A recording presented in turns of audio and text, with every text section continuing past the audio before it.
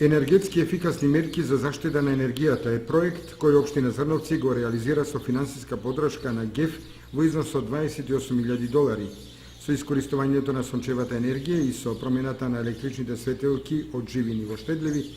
Општина Зрновци ќе заштеди значајни финансиски средства. Во рамките на програмата за развој на енергетиката, Општина Зрновци веќе аплициравме до ГЕФ, средствата се одобрени и веќе се поставени соларни колектори за користење на сончевата енергија, за топлување на топла вода. Овде корисник ќе биде училишето Синиша Стоилов за потребите на спортската сала, меѓутоа исто така за загревање на водата во парната инсталација. Јас очекувам дека овие придобивки ќе бидат од големо значење, меѓутоа тука не застануваме, значи ние веќе спремаме уште еден проект со кој што се надевам дека во наоблиски дни исто и тој ќе биде реализиран исто во рамките на таа енергетска ефикасност за користење на обновливи извори на енергија. Ќе има ли примена можеби следниот проекти во општинската зграда? Да, предвидена е општинската зграда, значи овде се мисли на уличното осветлување, во главном централниот дел, паркот. Имате ли сознание колку со тоа ќе заштеди општината? Па вака, ние со самата промена на електричните светилки од живини во економични веќе 50% зашпаравме од трошењето на електрична енергија, меѓутоа на овој начин значи заштедите може да бидат и до 80%.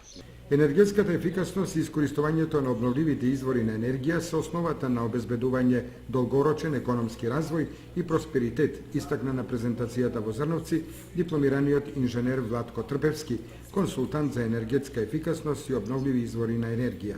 Исто така направено искажување кажува дека prosječna стара куќа годишно троши 200 до 300 киловати на метар квадратен енергија за грејање през целата година.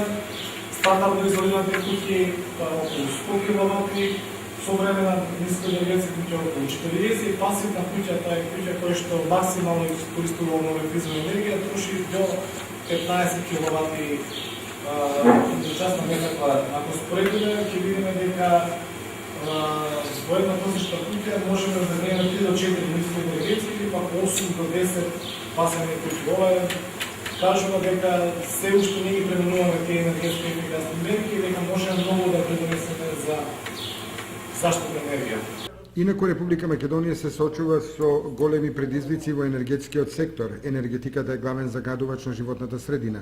Енергијата се искористува неефикасно, а прекомерно се користат и фосилните горива. Земајќи го ова во предвид, може да се констатира дека Република Македонија има голем потенцијал за ефикасно искористување на енергијата, заштита на животната средина и за економски пораст, кој може да се реализира преку проекти од областа на енергетската ефикасност и обновливите извори на енергија.